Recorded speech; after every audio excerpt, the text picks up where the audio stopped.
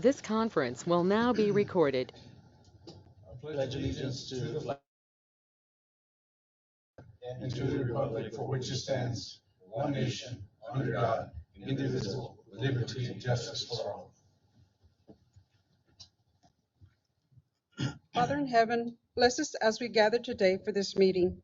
Teach us to be generous in our outlook, courageous in the face of difficulty, and wise in our decisions. We ask this through Jesus Christ. Amen. Amen.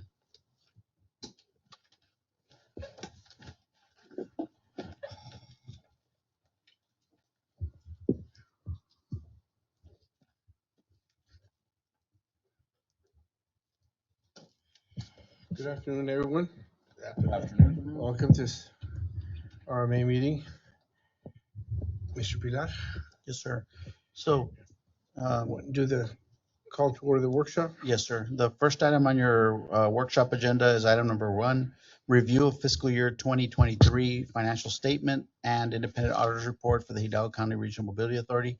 We have Mr. Luis Lopez here with Burton McCumber Longoria, who is our external auditor, to present the financial statement and auditor's report.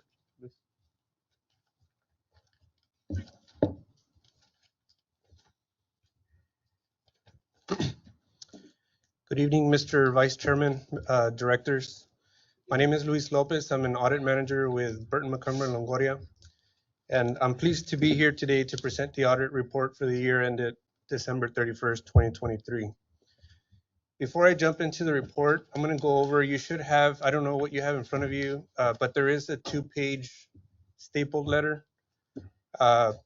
Basically what this is professional standards require that we communicate certain items to you, the governing body. So this, in essence, this is what that what that letter is.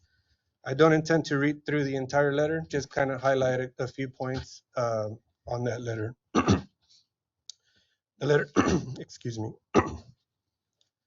The letter confirms to you that we did audit the financial statements of Hidalgo County Regional Mobility Authority for the year ended December 31st, 2023. The audit was conducted in accordance with generally accepted auditing standards, government auditing standards, and in this case, because there were federal funds, also in accordance with the uniform guidance. The letter also conveys that there were no new accounting policies implemented in the current year. In the prior year, you may recall there was a new lease standard that had to be implemented. Nothing like that in the current year. The letter conveys also that in these financial statements, as there are in any financial statements, there are some estimates included within the numbers in the report. Examples of those estimates could be the useful lives of capital assets, which in turn affect how much depreciation expense is taken each year and the ultimately accumulated depreciation. Also, estimates related to the allowance for uncollectible accounts. Here we have the benefit that the receivables are based on the actual collections that they receive based on the timing, so there are no allowances. We also confirm to you that there were no difficulties in completing the audit. There were some adjustments posted during the audit process. All those adjustments have been posted by management and they are included within the numbers being presented. As far as disagreements with management, there were no disagreements with management as it relates to reporting, auditing matters, things of that nature. We did obtain a management representation letter. Basically what that is management confirming to us that they were truthful throughout the process, that they provided all the information, that they made staff available to us during the process, so on and so forth. And lastly, there are times where management may seek a second opinion from other accountants. Professional standards require that if that occurs, that they let us know and that we are able to speak with them as well. That didn't occur. And that, in a nutshell, is the governance letter. If there are any questions, I'd be happy to answer those at this time before I move on. Any questions from anybody? Thank Okay. you so much, sir. Okay, going into the report, I'm going to keep this short and at a very high level. Starting out with the auditor's report, if you can turn to page 2. This is the page with our firm letterhead on it. We did render an unmodified opinion that is consistent with the prior years. An unmodified opinion basically means a clean opinion. Basically, that's basically just saying that the financial statements as presented and the notes to the financial statements are presented fairly in all material respects.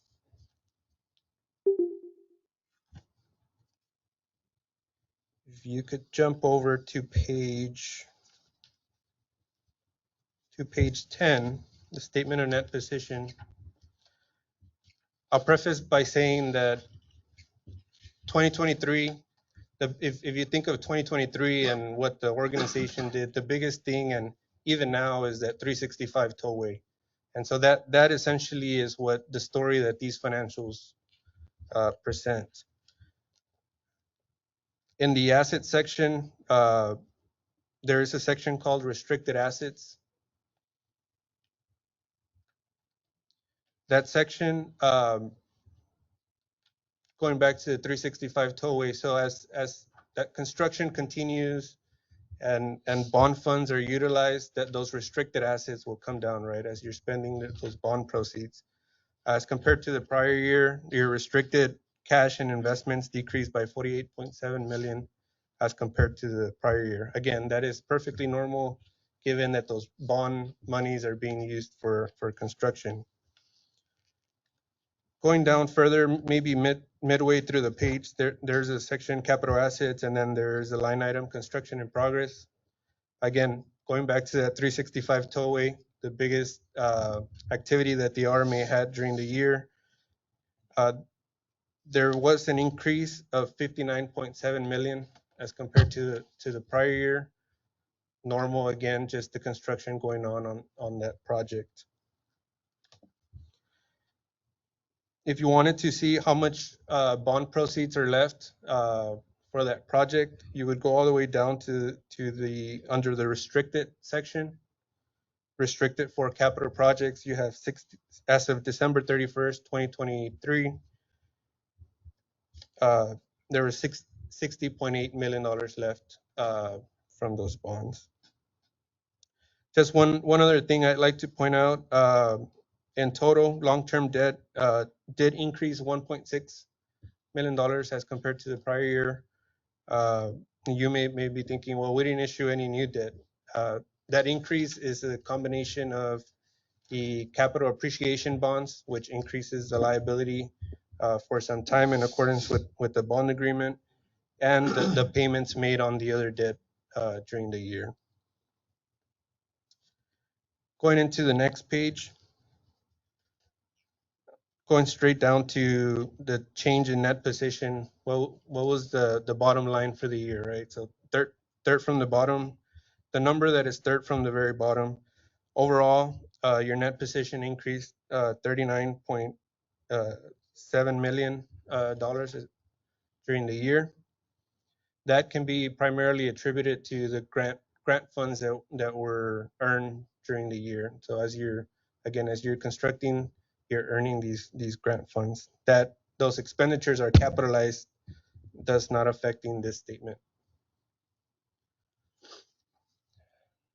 As it relates to the financial statements, that's really all I wanted to cover. I will say, following this section, there are a section for the notes to the financial statements. I encourage you all to read through those sections as well. They provide additional detail to the numbers being presented on the actual financial statements.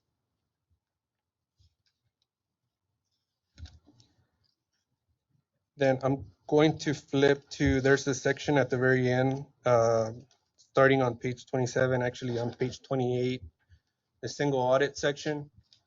That first letter in that section with our firm letterhead, that's basically the government auditing standards report letter. Typically, when we have internal control deficiencies related to financial reporting, this is where we would report those. We didn't have any findings to report as it relates to the financial statements. Turning into the next page with our audit report letter, with our letterhead. This is the uniform guidance audit report letter. We are rendering an unmodified opinion, and this relates to the federal awards. We did have one finding, and the finding is included in the section, and management did provide their response. I will note that by the time that we found it, management already knew about it and had already implemented their corrective action plan as is listed there. Really, that's really all I had. If anyone has any questions, I'd be happy to answer those at this time. Any questions or concerns? The first thing, I do have a question on page 25, and this may be for management too. It says city contributions on note 3. It appears that, I guess the city of Donna, we had maybe an interlocal agreement and they didn't have any funding. Is that a breach of agreement, or is there any recourse on that, or is it up to us to go and request those monies? So Director, we currently have an interlocal agreement with the city of Pharr, city of Edinburgh, city of San Juan, city of Alamo, city of Donna, to contribute, is it 25,000 per year, Celia? It varies between 15 and 25,000 per year from each city for the IBTC project. Yes, sir. But there is a clause in the interlocal agreement that if during a fiscal year they're unable to make that payment, they're not obligated to make that payment. So it's a voluntary contribution. So Donna opted not to make their payment. Okay. Although I will make note that we're at the end of that agreement already, and so there will be no future payments from any of the cities. It was a 10-year agreement. Thank you. And then just for the auditor, do you have any suggestions, any best practices that maybe we could implement as an organization? No, well, there's always room for improvement, right? There's nothing that rose to a level that would be reported here. I will say the way that the financial reporting works is the RMA contracts with the city of Pharr. So there is that having more employees involved in that process allows for better segregation of duties and reviews. So that certainly is a good practice. They're doing a good job. Thank you. Thank you. Good job to the staff. Thank you. Any other questions? Thank you very much, sir. Okay. Thank you for the opportunity to be of service, and thank you to your staff for their efforts in putting this together. Thank you. Thank you.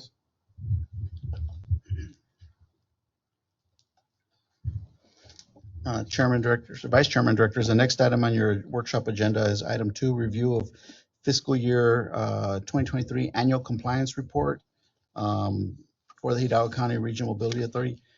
It's a one-page report. It's in your packet under workshop item number 2.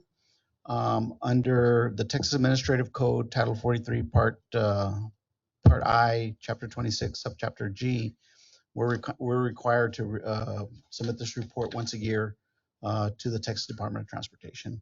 And so you can see that on the left-hand column are all the compliance rules. The middle column is our compliance statement, and basically whether we're in compliance or it's not applicable, or we're not in compliance. We have no items that we are not in compliance with. We have 2 items that are not applicable. And then the very right column is our certification that we're in compliance with those items. And so this is on your regular agenda for approval, and then we'll submit it to TxDOT as required by the TAC. Any questions? No. Next item is workshop item number 3, is the review of the quarterly investment report for the period ending March 31st, 2024. So you can see that if you go to the second page You can see our investments and our yields. Basically, for the period, our interest earned was $2,242,567. Of that, 884,000 $458 was in our local government investment pool, and then $1,358,109 were in government securities. Our weighted average yield in the local government pool was 5.49%, and in the government securities was 5.11%. So our yields are still very good.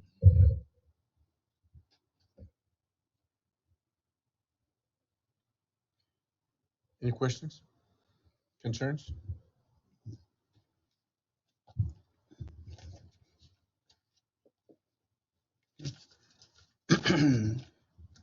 Okay. And that's all the items that we have for the workshop. We hereby close the workshop. Yes, sir. So the workshop is hereby adjourned. So we call this meeting, the regular meeting, and establish a quorum. Mr. Rodriguez? Vice Chairman, you do have a quorum. Thank you, sir. You have 6 members present. Any public comments? We do not have any public comments. We go to reports. Yes, sir. First item on the agenda is reports. Report on program management activity for the 365 Tollway, and report on construction activity for the 365 Tollway. Ramon Navarro will make both reports. Good evening, Vice Chair, Directors. I'm Ramon Navarro, the Chief Construction Engineer for the Hidalgo County Regional Mobility Authority, for the record, and presenting you a report as far as the development activities. We haven't had much activity on development for the exception. Okay, here we go again. Is it on? There we go. For the exception of last month, the board did award contract to MidRes of the wetland mitigation project with a clause of not releasing the NTP or releasing notice to proceed to the contractor until we applied efficiencies, and we got into some cost savings on that. With that being said, we have been in discussions, not direct volumes of money, but we have gotten ideas and concepts that we can apply to, and that'll be in a little more detail on the construction report. Okay, here we go. We can go down to the traffic counts.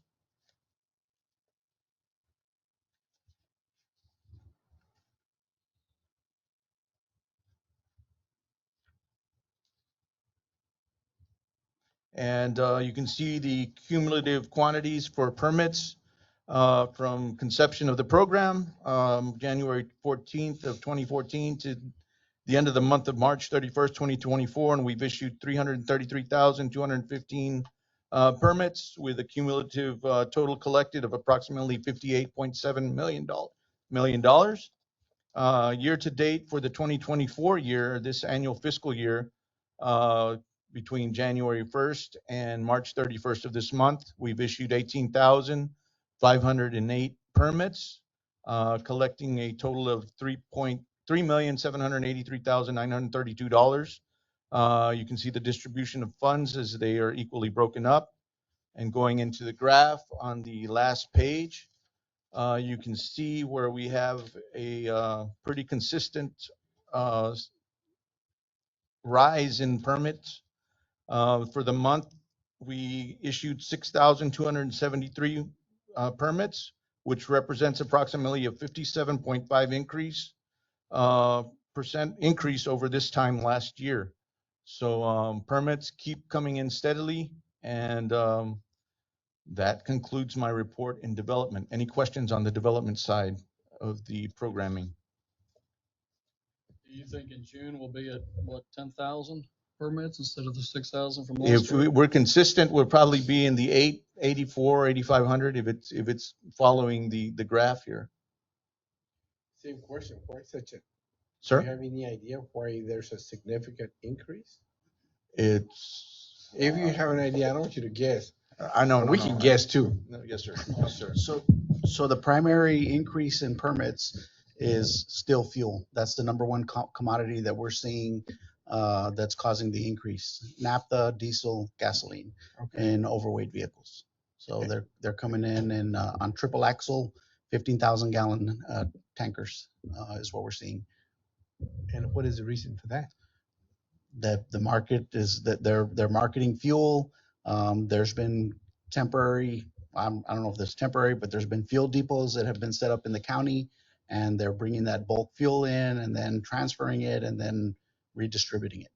Do you know that's going to our nation or going out of our nation? Some of it's going back into Mexico. Yeah. Some of it's going back into Mexico, and we haven't pinned down the whole distribution where it's all going, but some of it goes back into Mexico. Some of it's staying here and being redistributed.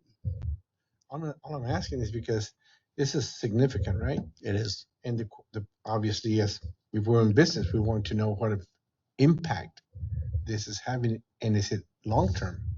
Or is it just something that maybe just short-term? Yeah, we don't know. We're going into the second year, so pretty much all of 2023, we saw this trend. You can see from the graph that we had an increase. I think 2023, we averaged about 42% increase in permits overall compared to 2022. And again, it was primarily fuel, but we're still seeing those trends go up, and it's still fuel. This is the number one commodity. Our baseline is produce.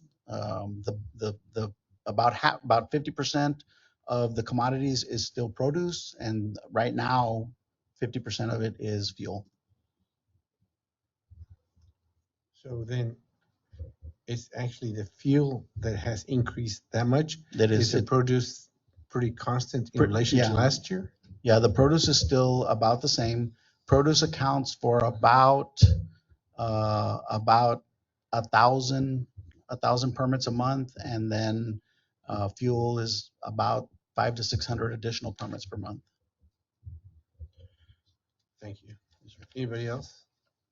It'd be fantastic if we could do some type of analysis, just like you were commenting, Mr. Reno was commenting in the aspect of, when you fill out the permit itself or electronically or what have it, is it an electronic format? You go online and fill it out? Electronic, yes, sir. Do you have the place where you're going and where you're exiting and so forth? Yes. If it's viable to do this cost-wise, to do some analysis on that and understand, exactly what seems that most of the traffic is between this point and this point, and it's hauling fuel or it's hauling produce, it's hauling tomatoes, get a little micro on these numbers. Yeah, I think it's warranted, because it is bringing in, $58 million total collected, and not all that goes to us, of course, but to an aspect of understanding what these numbers are. Yes, sir. We can run a report, origin and destination. That'd be great. And I can tell you anecdotally that the produce is all coming across the Pharr Bridge,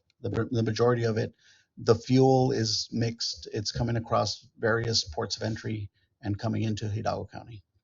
Mr. Rodriguez, do we charge per the weight, or we just charge per load? We charge per trip one way. So there's no weight significance in this matter? There is. They have to exceed the legal weight for a truck, which is anything in excess of 80,000 pounds gross vehicle weight. We charge for a permit. Okay, I understand that part. Is there a difference between the weight on fuel versus produce or other products? So the fuel is limited to the maximum they can carry is about 15,000 gallons, and I forget what the weight is off the top of my head for a 15,000 gallon transport. That's pretty consistent, the weight.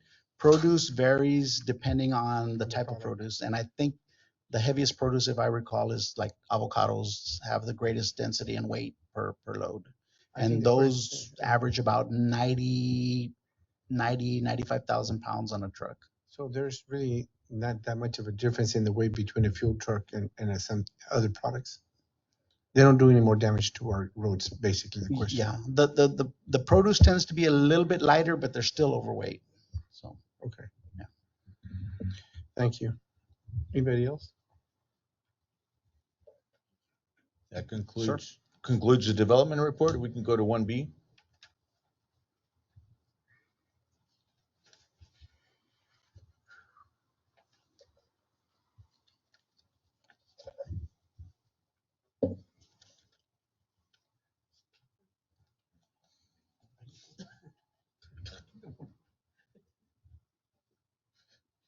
The next presentation, yes.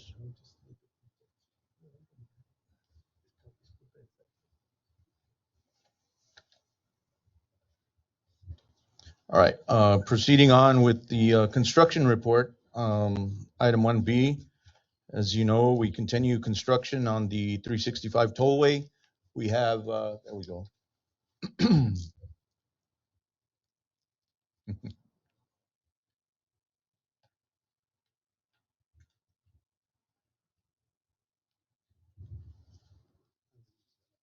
We can find the sweet spot.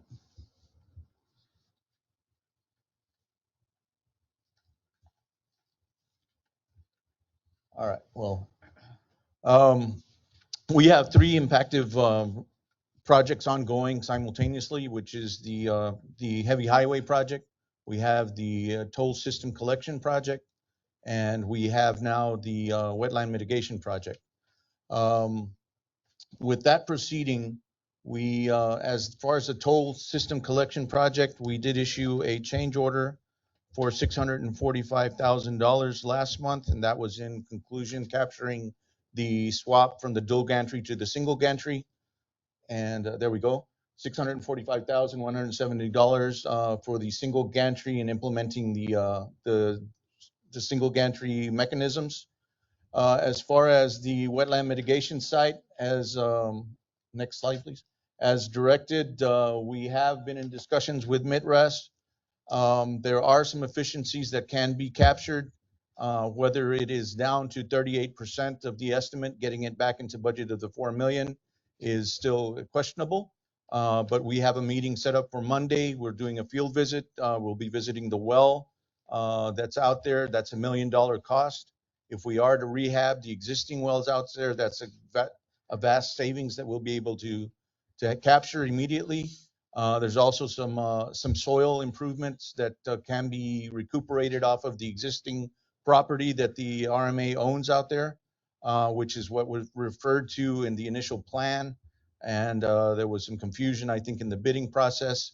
But regardless, we're going to put some clarity to those items and hopefully have the efficiencies applied and have a change order to cost save that money. If there's any questions on the actual MITRES project, we do have our GEC present to entertain any questions directly affiliated with the wetland mitigation project.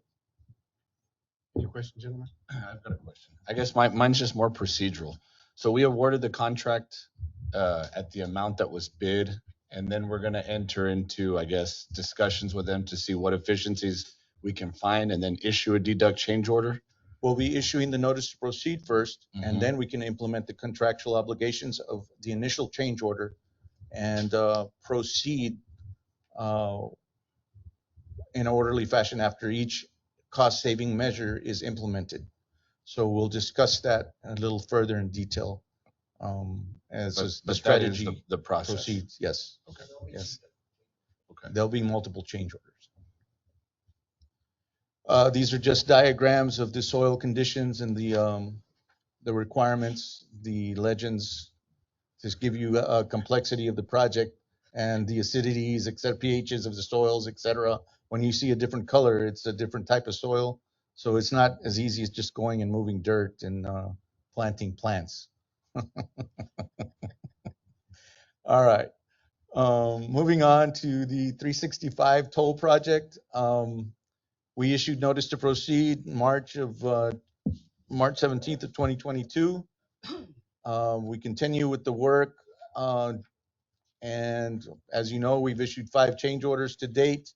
We have brought the efficiencies down for the discussions on change order 6. Majority of those will be individually addressed as field changes, and we'll bring the items, the new items, and the majority items that are over $300,000 to the board for approval. That will be captured next month, and hopefully squash that and continue with production. As seen up on the screen, we maintain our 17 to 15% inconsistencies in time and production. We have utilized approximately 60% of the time, and we are at 43% of production. We posted a $5.8 million estimate for this month. And you can see that on the next slide.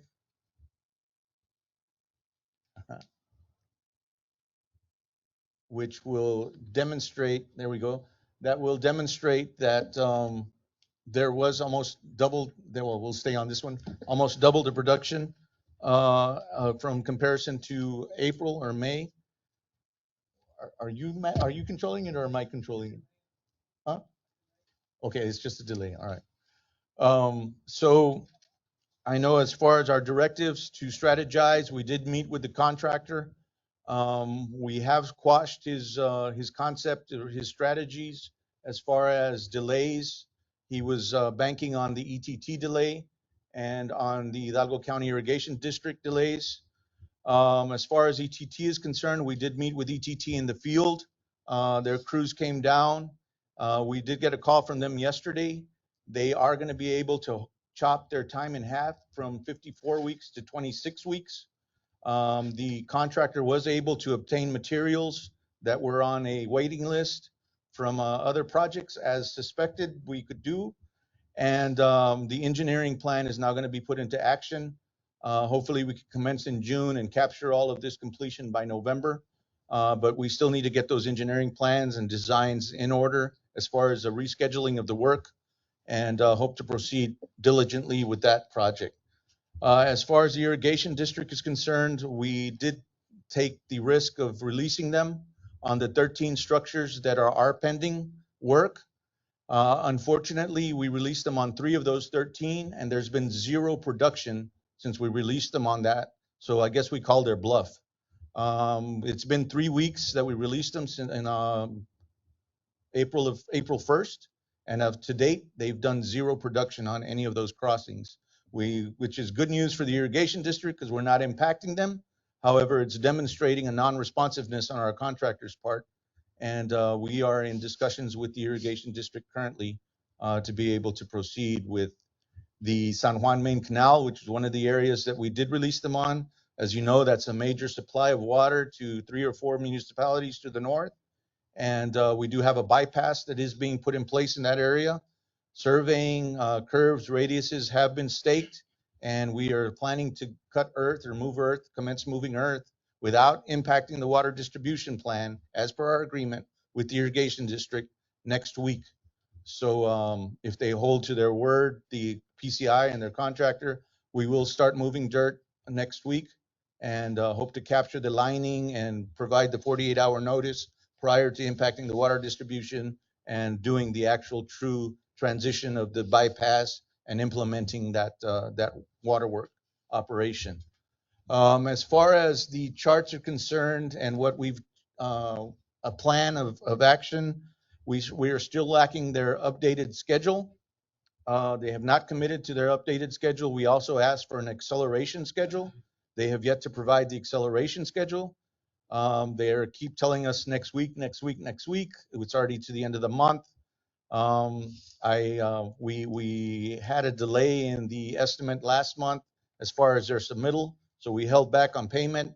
And I told them that's kind of similar to what they're doing with us on the schedule. I told them we'll pay you next week, next week, next week, and they didn't like the taste of that. But it's a reality, and it's a little dose to let them know that we are in control, and we are the owners, not only the inspectors and the engineering firms, but we are the owners, and we do have that power. As far as major items of work, a major item of work is considered anything that's $300,000 or more as far as the contractual obligations. We have 88 items that are major items of work, okay? Of those 88 items, only 18 items are on track and scheduling as far as 60% production. So what does that mean? That only confirms what we already know, that we are behind. Approximately 38% of the 43% is made up of these major items of work that they're working on. And the 14% or the 19% that are missing is the MOH that we have contributed. But it is a contributor to the production rate as far as the specification. So it is not physical labor work, but we do have materials on hand that do account for those 19% deficit. What are we going to do as far as getting the project back on track? As you all know, there's been an issue or a concern with the engineering report or the pavement report. We did get the contractor's consultant firm to be out there. Well, now you see the major items of work. There we go. This area is approximately 1.6 miles long, and this is on the west end of the project, where we did place the cement-treated base down with the steel. They are ready to construct concrete paving or continue the CRCP, continuously reinforced paving on this area. However, we stopped them. They did all this work at risk, being able to affirm that their engineering report was going to be in place and they were going to be able to meet the parameters set in that report. They've yet to prove it to us. Our lab tests proved that they're not meeting the requirement. So they refereed and asked to be able to bring in their firm to do the testing and conduct an analysis and present a overall report to us. We've yet to receive the data or the report review on their part.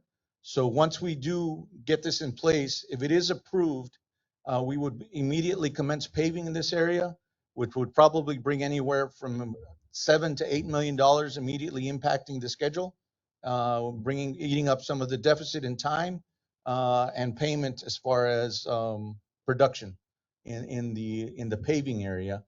If they are not meeting the requirements, we're going to have to go back, find alternative solutions. We've already discussed this with FHWA and TxDOT. There's various items that they can address. They can go in there and place 4 inches of direct hot mix over, remove the steel, produce 4 inches of hot mix over the existing base material that they have in place. No questions asked about the 500 strength of the modulus of elasticity and proceed on with that. Or they have the option of going down, back, and blending, reworking all of the 1.7 miles of material and bringing them to specification.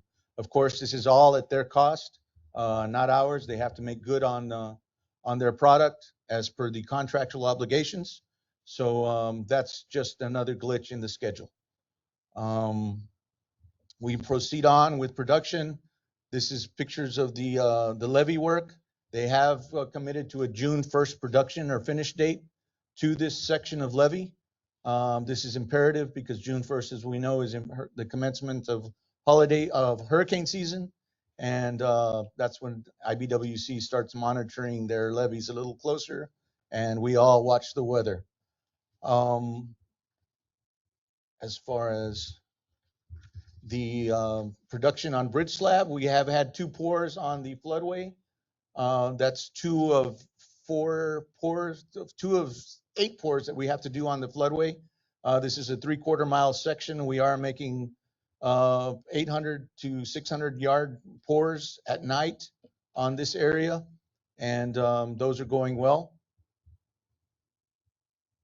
We will have a proposed closure detour when we set beams over 23rd Street. Those night closures and TCP were not captured in the current plan, and we will be amending the traffic control plan to be able to incorporate that. That's just stated for the record, so that way we can alert TxDOT that we are having amendments to our plan. Everything will be done according to standard TCP requirements, and we will meet the requirements of the regulations of night closures.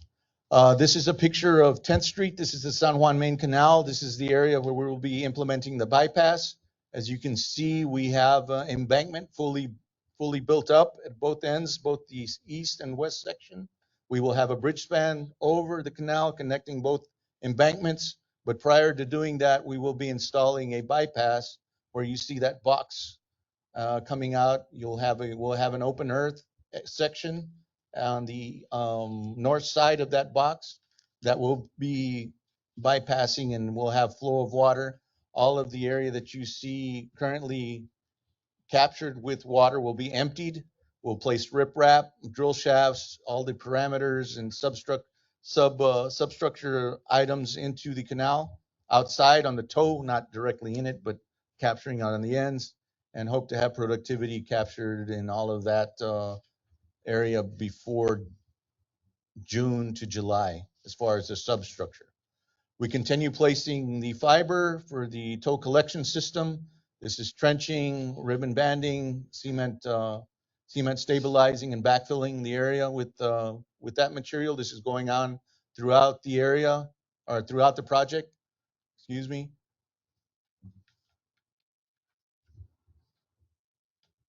And this is an environmental hazard that we brought to you probably last year, approximately last year. This was, we found various illegal dump sites of tires on the project.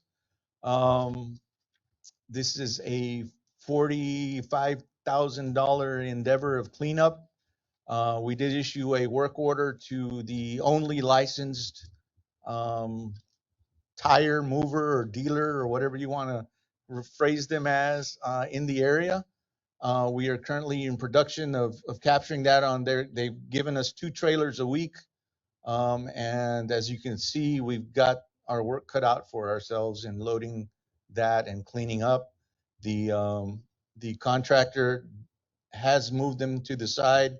However, unfortunately, they've been compiled with a lot of other debris, and filtering through only tires is a task that is a laborious task.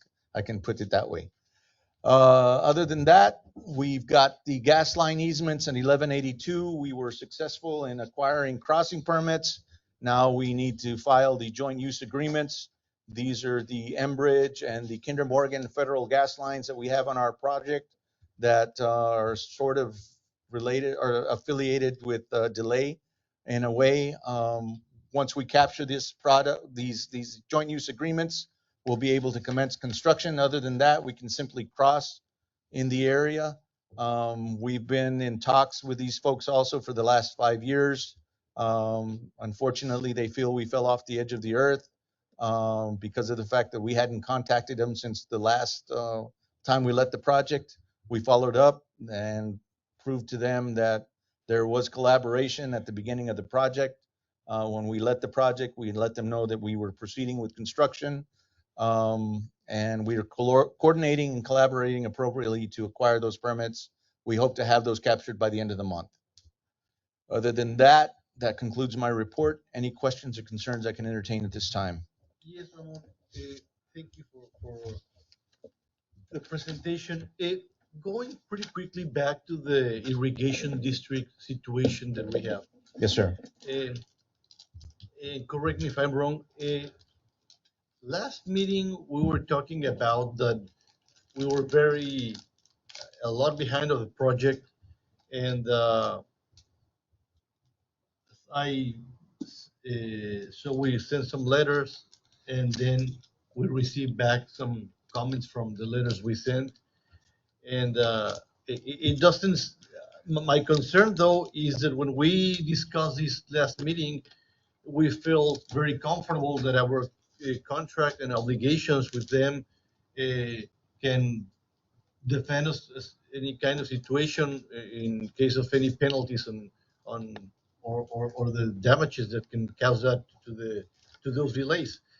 But what concerned me is that seeing the response to the letters, basically they're sending us back the ball saying that everything is our fault. So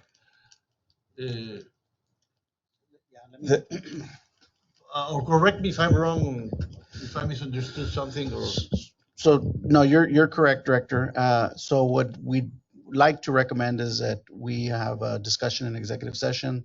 Our attorneys have some new developments related to irrigation district number 2 that we'd like to discuss with you. And so at the end of the regular agenda, Okay. we'd recommend you entertain a motion to go into executive session. Okay, thank you. Anything else for Mr. Navarro? No, sir. Ramon. Thank you. Thank you, sir.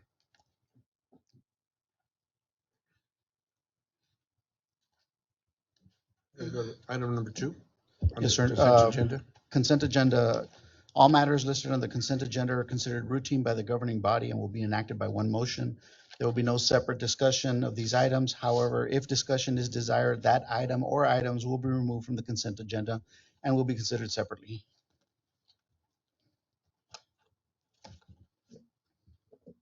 Any questions on the consent agenda? I make a motion to approve altogether. Motion by Mr. Camille, Second. second by Mr. Williamson. All those in favor say aye. Aye. All those opposed, same sign. Motion carries. Yes, sir. Vice Chairman and Director, item 3A, Resolution 2024-21, approval of fiscal year 2023 financial statement and independent auditor's report for the Hidalgo County Regional Mobility Authority.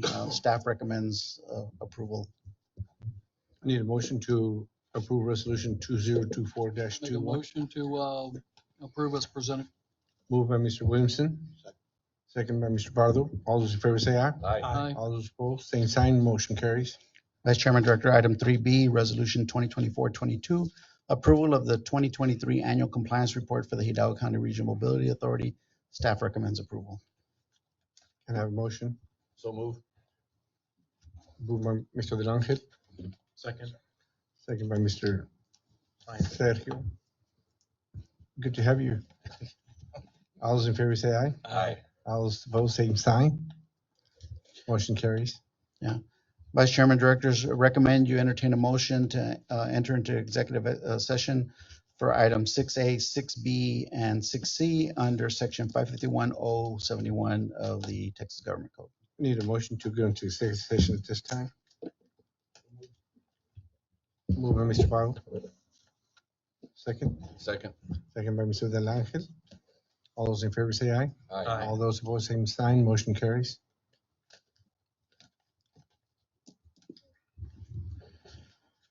Yeah.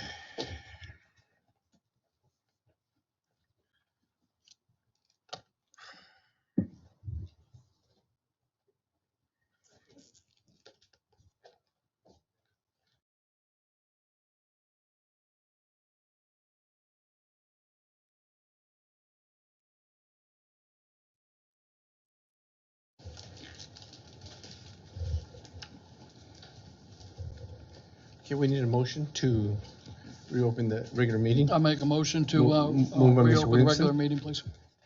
Second by Mr. Pardo. All those in favor say aye. Aye. All those. Sorry. So, We have motion carries, so we're back on. yeah, Vice Chairman and Directors, no action was taken in executive session. And then we have no further business for the board's consideration.